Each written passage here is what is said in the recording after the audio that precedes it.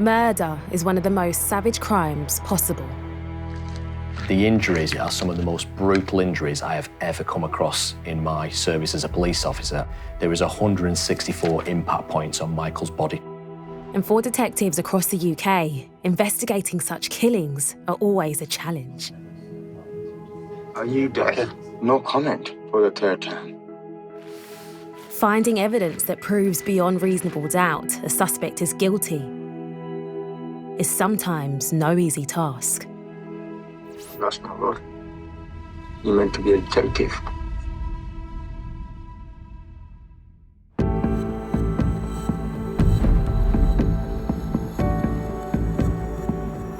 I've been with Lancashire Constabulary now for 21 years, predominantly as a detective. Lancashire's a lovely place to be, lots of things going on. Like any area, unfortunately, there is instances and isolated instances where crime occurs. I've always had a passion to be a police officer, mainly because I think I get satisfaction, reward from helping people. Working in the homicide team and the forced major investigation team enables me to do that to people at the most difficult periods of their life.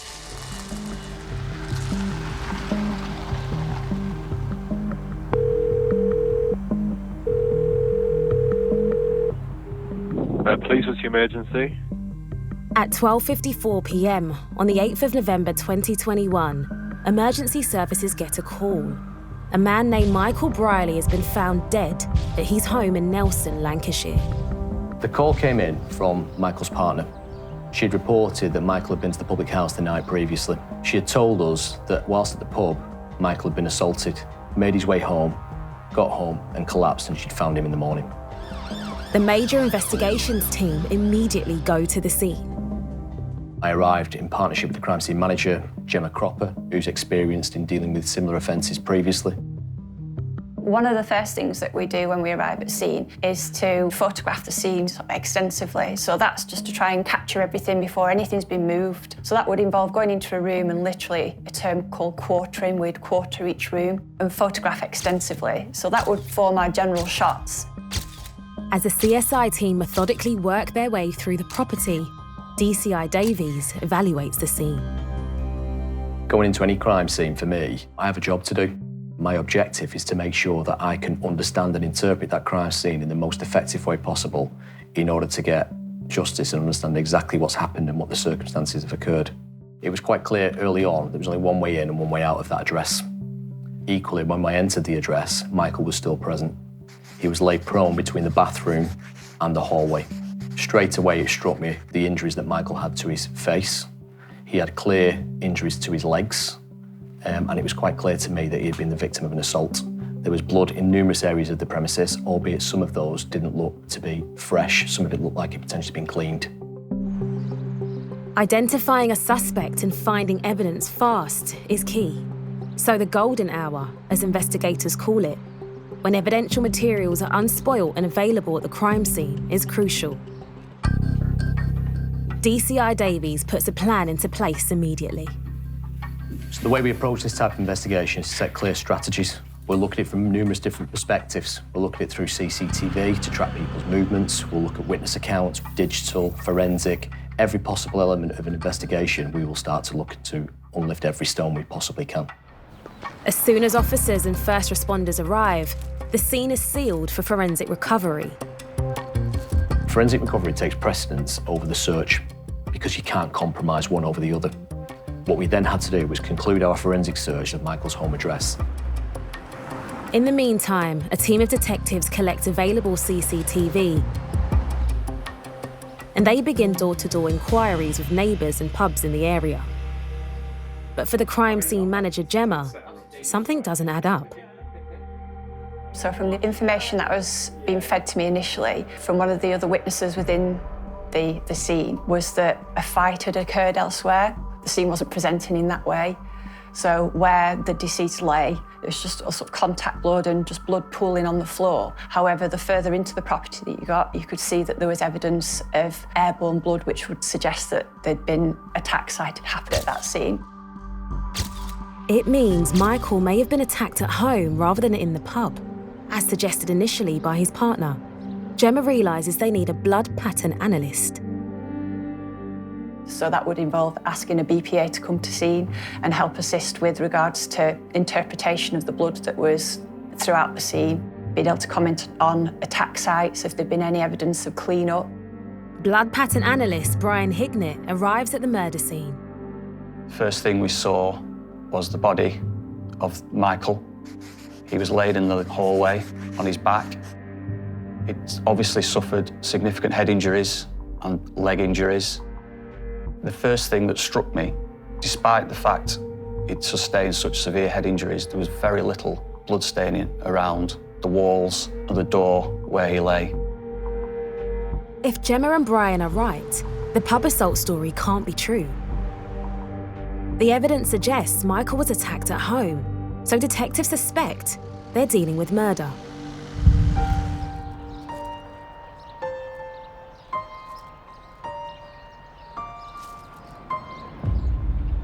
My immediate concern was to confirm or negate the validity of the facts of the assault that had taken place in the public house, or whether or not potentially the fact that blood was present had that assault actually taken place within the home address.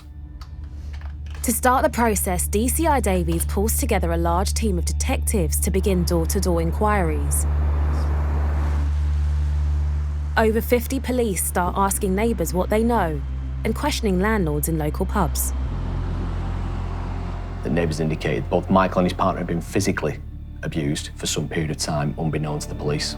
Neighbours even named the individual who was allegedly abusing Michael and his partner in an illegal practice called cuckooing. Cuckooing is a form of crime in which vulnerable people are targeted in order to almost take over their own life, take over them financially and take over them physically in terms of everything they do, usually in order to facilitate drug usage or dealing of drugs. Cuckooing is a nationwide problem and is often connected to the County Lion's drug trade. 1 in 8 Britons have seen signs of it where they live. In 2021, police identified nearly 900 addresses across the UK where cuckooing was taking place, and vulnerable people, including children, were at threat. Officers learn that both Michael, known as Amos, and his partner are vulnerable and sadly easy targets. It's quite clear that Michael was a loved individual, loved by everybody around him. He was a kind individual, he was a caring individual, and he's an individual that certainly did not deserve to have this happen to him. And all I want to do is to obtain justice. Later that day, the huge team of officers scouring the neighbourhood get a break. Some CCTV from a residential security camera shows Michael with the man neighbours claim was cuckooing him and his partner.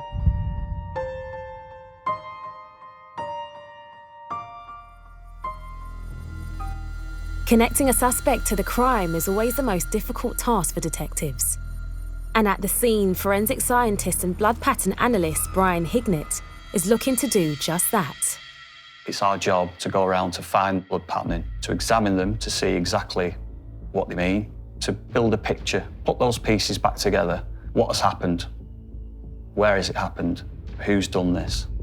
Brian's task is not easy.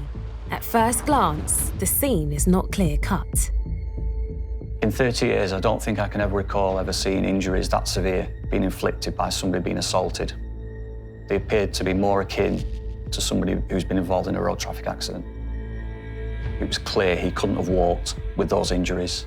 So part of the jigsaw puzzle for us was how has he received those injuries and where has he received those injuries? At this stage, police still aren't sure how or where Michael died exactly. It's a methodical, painstaking process. We systematically work our way through the address. We look at all areas, trying to identify any blood. Is there any blood patterning? Is that blood patterning telling us anything about what happened in the events leading up to Michael sustaining his injuries and subsequently losing his life? Exploring the detail of the scene soon reveals something of significance. There was very little blood in the hallway where Michael lay, but when we went into the lounge, we then found significant amounts of blood staining and blood patterning. In particular, there was a single-seater sofa in the lounge. The seat back and the seat base were heavily blood-stained, so much so that some of that blood had actually run down the front of the sofa and had pooled on the floor underneath. Behind the sofa and on the wall, there was blood patterning, what we termed impact blood spatter. It's this blood spatter which answered the question of where Michael had been assaulted. He'd been assaulted, sat in that single-seater armchair. This discovery appears to confirm police suspicions. Michael had been brutally murdered in his own home. Blood pattern analysis and intel from door-to-door inquiries turned the case into a murder investigation. And Lancashire Police now launch Operation Flaxen.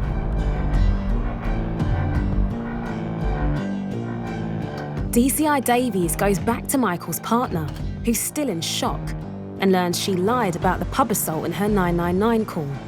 And the reason why is chilling. Michael's partner summarised it as the suspect had taken over every aspect of their life. Officers now understand Michael and his partner were victims of cuckooing. Michael had actually had all his benefits paid into the person's account, and he was charged £40 for the privilege of doing so with no appeal. There'd been a history of assaults that had taken place. Michael had asked people specifically not to report those assaults. We now know that's out of fear. And the individual who Michael and his partner were scared of is evidently on the CCTV that detectives have secured from the streets around the crime scene. He certainly appears to be connected with Michael. And what DCI Davies witnesses is not pleasant. Two key things are highlighted to me there. He's walking with a stick. He's a vulnerable individual in his own right. He's walking approximately 10 to 15 metres behind. He then subsequently strikes Michael to the face and punches him unprompted. They then make their way to the shop. On arrival in that shop, it is very clear and evident that he is abusive further to Michael in that shop. He's being derogatory in the way he speaks to him, and he's treating him horrendously.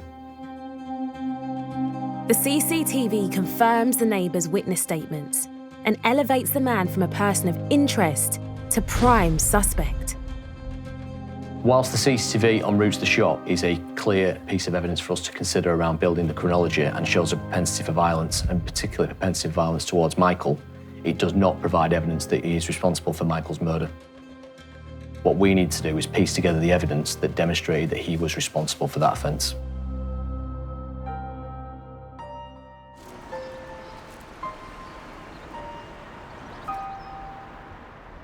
DCI Davies' major investigation team is now nearly 60 people strong. Their task, to find physical evidence linking their prime suspect with Michael's murder. It was clear from the CCTV there was quite distinctive clothing that the suspect was wearing. Very distinctive beige jacket. You can see a clear Burnley football shirt and grey joggers. I knew that once he was wearing those clothing earlier that day, there was a strong possibility he was wearing them later that afternoon. They represented significant forensic value for me, and it was important that I recovered those clothing. The more time passes, there's a risk. Al knows the suspect could destroy any contaminated clothing, so he calls the team on the ground to see if the items can be found. When we became aware of the grey joggers, the focus then at that point was just to recover them as quickly as possible. It's nearly 13 hours since the murder of Michael Briley was reported, and through CCTV, detectives locate an address where they believe the suspect might be hiding. Careful planning goes into any arrest for the safety of the public, for the safety of the officers who are going to carry out the arrest, particularly when you're looking to locate a man who's potentially committed such a savage and brutal attack. They were carefully planned officers, carefully well briefed, and knew exactly what they needed to do when they arrived. At 1:30 a.m. on the 9th of November, officers raid the address. 7.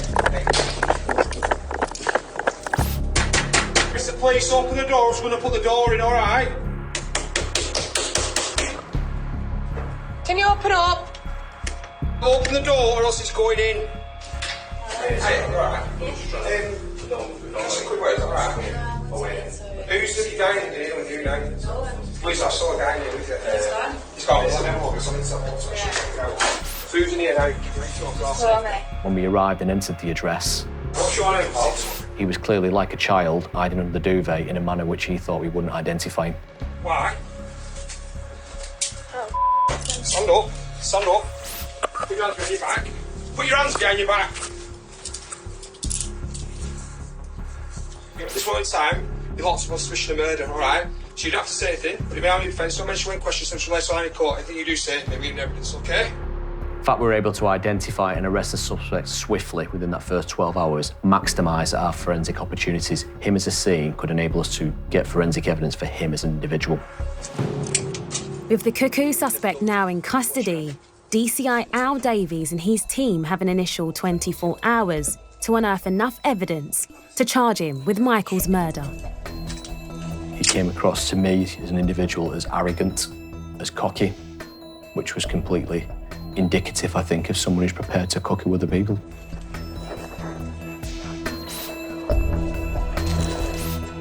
Back at the station, questioning the cuckooing suspect starts in earnest.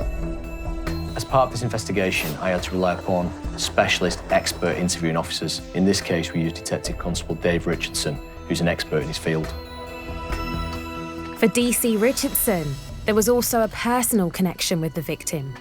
Before joining CID, I worked at Nelson for 15 years and I was at the local body. So I used to walk around the streets and Michael and his partner used to live on the area that I covered. So I would regularly see Michael. I regularly see him walking about with his stick. He would walk round with his Burnley shirt on. He's a big Burnley fan. I was disgusted looking at the CCTV. The footage was quite upsetting in a way because that's the last time Michael's seen alive. So it was all very sad.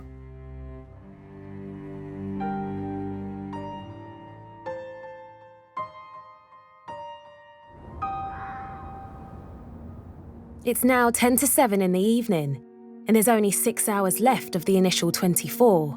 The pressure is already on. When I met the suspect at first, he was generally quite quiet. People usually are. He's probably weighing me up a little bit, and I'm weighing him up. And so begins the interview game of cat and mouse. My interview plan in this instance was initially to go through the timeline with him. So he was arrested in the early hours of the morning. What I needed to cover was all the time from the day before the murder, all the way through the murder, to after the murder, to the point where he was arrested. So where were you? If you don't want to answer, just say no comment. No comment. Okay. You can answer if you want to. Where were you? No comment.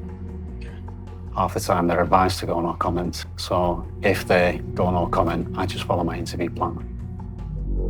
But with the suspect stonewalling DC Richardson. Were you in possession of any weapons? No comment. Were you under the influence of alcohol? No comment.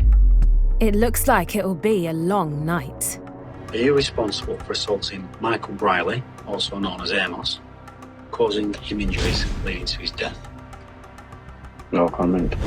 Okay, so just to clarify, at the time... Do you need a legal break or do you want to continue the interview?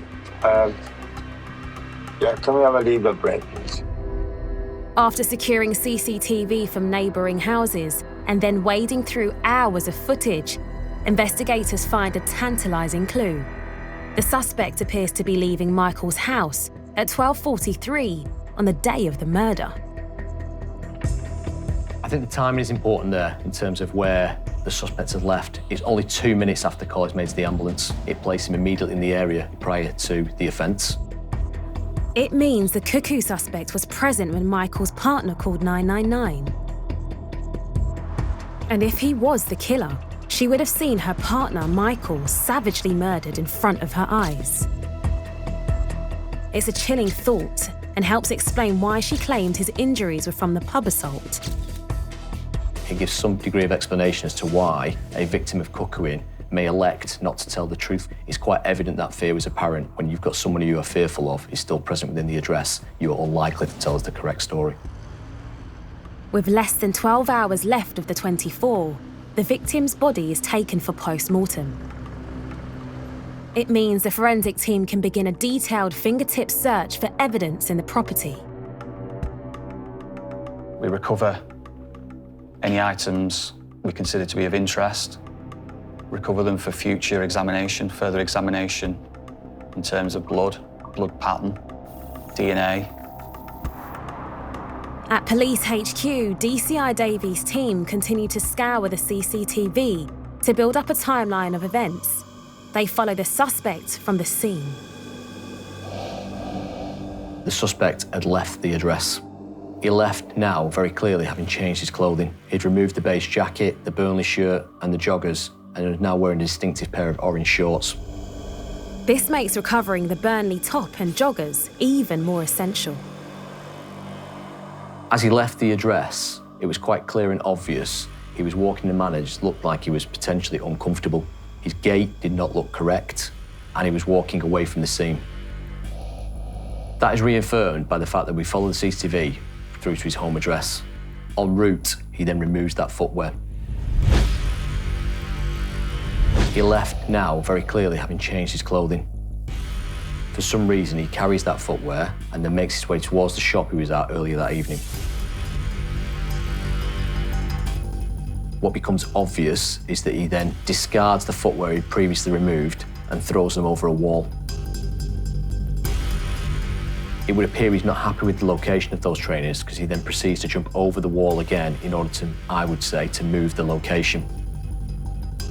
Even though this appears damning, the video evidence is still only circumstantial and wouldn't hold up in court. That was important for me. I needed to know whose footwear that was and whether they had been used in the commission of the offence. The police now start to feed what they've learnt into the interview room. We got some really good CCTV in this case, which clearly showed the suspect assaulting Michael in the morning before the murder. It was obvious it was him. Did you slap him? Yeah, slap. Well, can you show me how your hand was when you slapped him? Like this. Okay, so you just show me the palm of your hand. Yeah. So palming slap. Yeah. And then, as we showed him a bit more of the CCTV, he then went back a bit on that. The chap stood on the corner there, is that you? What are you saying? See? You can't see the face. Okay. So, how could that be me? Are you saying it might not be you? It might not be. Yeah, because I was under the influence. Well, I know at that point that he's responsible for that assault. I think, I'll be honest, everybody in the room knew he was responsible because we were all watching the same CCTV. But I carry on with my questions and see if he wants us to give us more information about it. Do you admit that in that CCTV you assaulted Amos? No comment. So when we showed him the CCTV from inside the shop, it was really clear. It was in colour and we could hear sound as well. Thank you.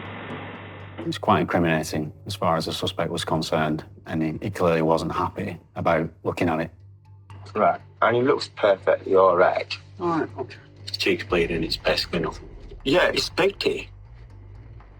So he's picked something on his face that's caused it to bleed. That's right. It's not a result of you punching him in the face. I'm not punched him, like I said.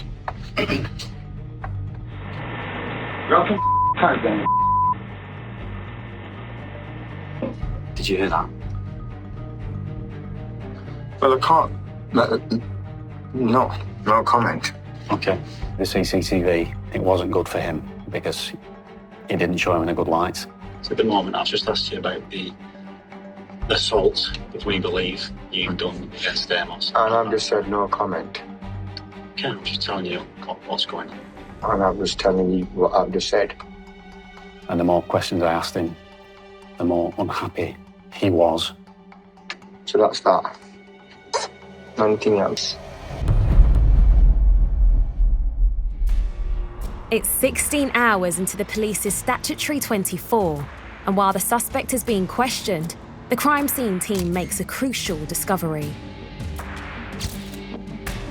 A beige jacket was found in the hallway. We found in the lounge behind the couch a Burnley shirt that was on the CCTV. And in the kitchen, was a pair of heavily blood-stained jogging bottoms that were also believed to be the clothing on the CCTV. It would be marked up as a priority, so it'd be a priority submission that we'd sort of rush out the scene. With the clock ticking, DCI Davies makes a decision to fast-track all the items for analysis and extend holding the suspect for an extra 12 hours. When we find something like that, it's sense of achievement, but that's only the first part. We have to examine those in more detail. We can't do that at the scene, that has to be done back at the lab. And it's only when we examine it at the lab, the detail becomes more apparent. But there is still one major challenge for the team. They have no idea what was used as the murder weapon. Despite the extra time to hold the suspect, their questioning isn't getting anywhere fast. Why do you sort of Michael? No comment.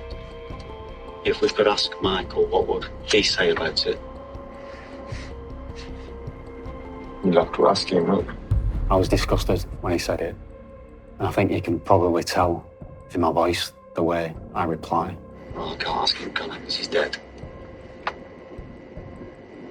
I think at that point, I wanted the suspect to sort of understand that, you know, it's serious. We're talking about your friend, supposedly, that you've spent however long with is your friend and now he's dead.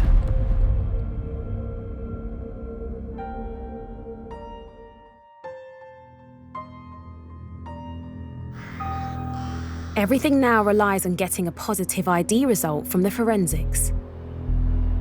Knowing there's an individual in custody that's been questioned in relation to the incident, there is pressure. There is pressure to get a result which could further that investigation or could result in releasing that individual from custody. Even with fast-tracking the forensics, it's looking unlikely the results will be back before the new deadline is up. So DCI Davies manages to persuade the magistrate's court to extend custody for a further 36 hours. If we reach crossroads of 96 hours, we have to then release an individual who potentially has committed the offence of murder, which could jeopardise public safety. For me as an SIO, I do not want that to occur. The race is on. The team now has a day and a half to gather the proof and officially charge the suspect with Michael's murder. That period is intense. I will not see my family. Many of my investigation team will not see their own families. We will work long, intense hours just because we are so focused upon getting the right result within them time constraints. With 18 hours of the allotted time already used up, in the interview suite, the suspect wants to further frustrate DC Richardson. Okay, so just to clarify, at the time... Is it legal break or do you want to continue the interview? Yeah, can we have a legal break, please? Certainly.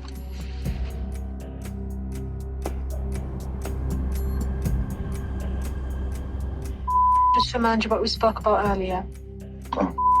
No comment. Can I just ask, are you intending to conduct another interview where you're going to put evidence to him or not? What, tonight? Any time, whether it's tonight or tomorrow. It's highly likely there'll be a further interview. 2021. By the next evening, the suspect has already been interviewed twice. But now the post-mortem report has come in. The details are shocking.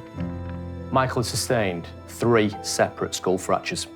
He had a complex nasal fracture to his nose. He had 7 different rib fractures. In totality, he had 41 external injury points of impact. He had 23 injuries to his hands, inclusive of defensive injuries. It's quite apparent Michael had fought for his life. He had a laceration to his liver as a result of strikes. The injuries, for me, are some of the most brutal injuries I have ever come across in my service as a police officer and working within major crime. There was 164 impact points on Michael's body. The nature of the internal injuries are quite harrowing, even for me as an SIO.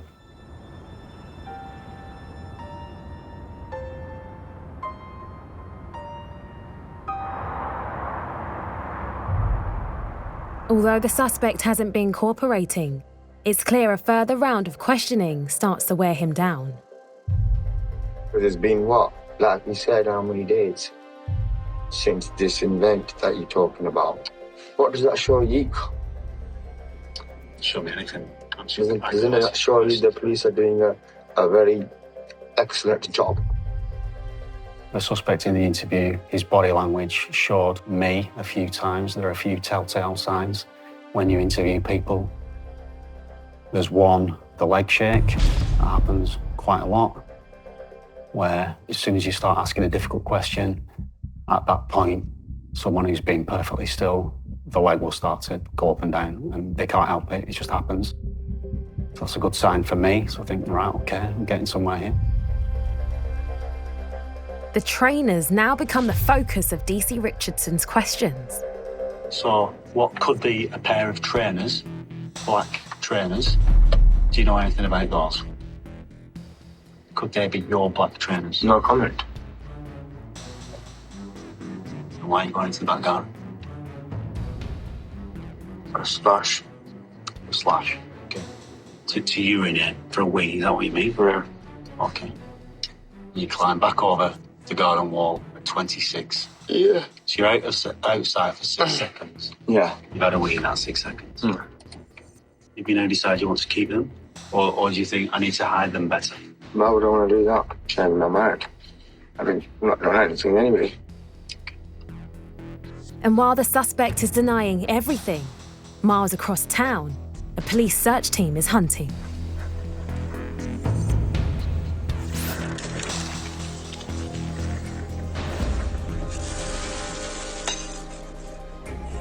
Just nothing. Bingo. Trainer. Is there another trainer? Like 2 trainers. Okay. The trainers are swiftly sent for forensic analysis. In the interview suite, the suspect has no idea his hidden trainers have been recovered and is increasingly unhelpful. Are you dead? Can you reverse it and play it again? Why are you spinning things for? No comment for the 3rd time. You're asking me the same question. And that's right. Because you're not very good at hearing things. What time was the call made? I've no idea. That's not good. You're meant to be a detective.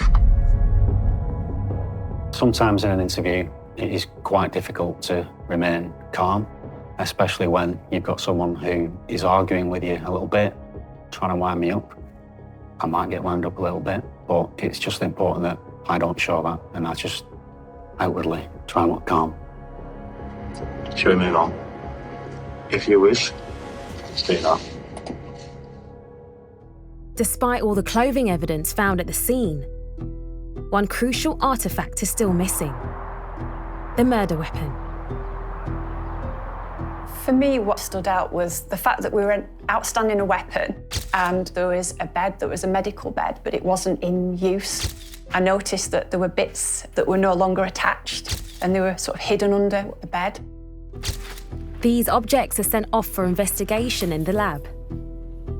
When we examined the bed post-microscopically, there was blood staining. There was blood staining on the inside surfaces. There was a small amount of blood staining on the outside surfaces. There was also body tissue, fatty tissue on the inside. And associated with the fatty tissue was some hair fragments. The tissue samples are sent off for DNA testing to confirm if they are Michael's. While in the interview room, DC Richardson is breaking down the suspect's defences. He's been held for over 48 hours at this point. Did you intend to cause him really serious harm? No comment. Did you intend to kill him? No comment. Was that a no or a no comment? Comment. No comment. Now, considering at the beginning of the interview, I said the words no comment. So he knows how to say no comment. But to me, the answer no, and then a massive gap, comment, clearly means he's answering the question. Did you intend to kill him? No comment. Was that a no or a no comment? Comment. No comment. Where was he when you last saw him?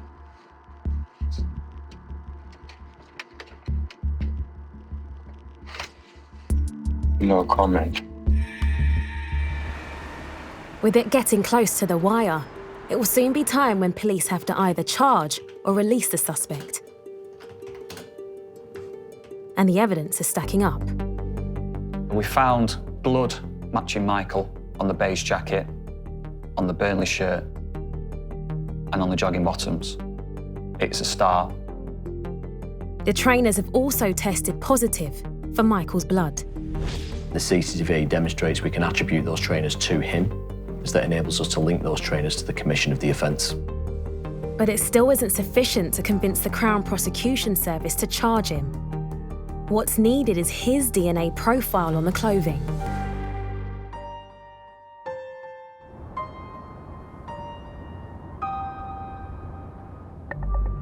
Three days into custody and questioning becomes intense. He's got some horrific injuries. I know. So how have they been caused? I don't know. I don't know. Have you caused those injuries? I haven't, no. I've told you the truth now. I got worried. I can't stand the sight of blood.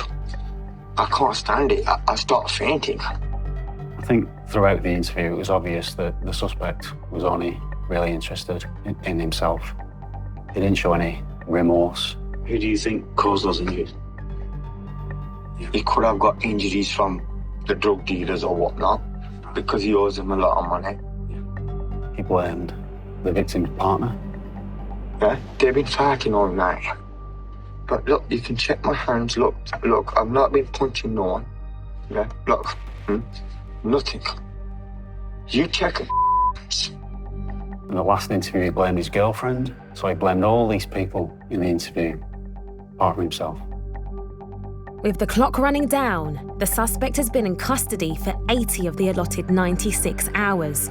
Finally, the proof they all need eventually arrives. When we obtained the DNA profile from the blood on this bed frame, that was also found to match Michael. That was the weapon or the implement that had been used to inflict the injuries to his leg and to his head. With the murder weapon confirmed, Brian also has the results from blood splatter analysis. So in an assault, you first of all need to get blood to the surface of the skin. So that could take multiple blows before blood starts to be shed. It's only once the blood has started to flow and is free flowing, and it's only then once subsequent blows are inflicted into that blood, that's when you get blood spatter. It's the force of the impact into that wet blood that produces the blood spatter, which will deposit itself on an item of clothing or a weapon. The importance of the airborne blood is that it demonstrates that the suspect was either in close proximity at the time the offence took place, or he is responsible for that offence. The presence of blood spatter on the clothing shows that force has been used against Michael Briley. It's the news they've been hoping for, to bring the killer to justice. But the police still need to prove beyond reasonable doubt that the suspect had been wearing the clothing at the time of the killing. We took samples from the cuffs of the grey jacket, and we took samples from the cuff of the Burnley shirt. Those DNA results came back, and the DNA of the suspect was contained within those profiles. It's the final piece of the puzzle. Finding the suspect's DNA on clothing covered in Michael's splattered blood is incontrovertible proof he is the killer. On the 12th of November, 4 days after Michael Briley's death, the suspect, Naeem Mustafa, is charged with murder, a result for the major investigation team. The fact that we're able to charge the suspect within the 96 hours available to us demonstrated the extraordinary effort of the officers, the dedication, the commitment each and every one of them committed to this investigation. This is actually why we do what we do. This is what we always strive to achieve. We want to ensure the family and Michael, the person responsible for this offence, is brought to justice. On the 9th of May 2022, Michael Briley's murder trial begins at Preston Crown Court. I think it is awful that an individual would put a family through a trial after the offence they've committed when there was such overwhelming evidence of guilt. After less than 3 weeks in court, The jury returned their verdict. The suspect was found guilty at trial of Michael Briley's murder. He received a mandatory life sentence to serve a minimum of 27 years. I would describe this offence as a cowardly act on vulnerable people, a disgusting, a despicable act, something that I would not expect anybody to have to endure. This case will always stay with me. It's a case that I will always remember the time I entered that address to see poor Michael lay out on that floor. The result achieves justice for Michael and his family. But the fact remains that across the UK, more and more vulnerable people are becoming victims of cuckooing. The term cuckooing and the fact that cuckooing occurs is becoming more and more recognised now around the country. It does happen. What I'd be keen to do is make sure, and this is one of the things the family are keen to do, is make sure we can try and prevent other people being victims of cuckooing or something that it leads to, as in this case, the most tragic of outcomes. So if people know of anything, I can only ever appeal to them to come forward, share that information. We will always respond to it.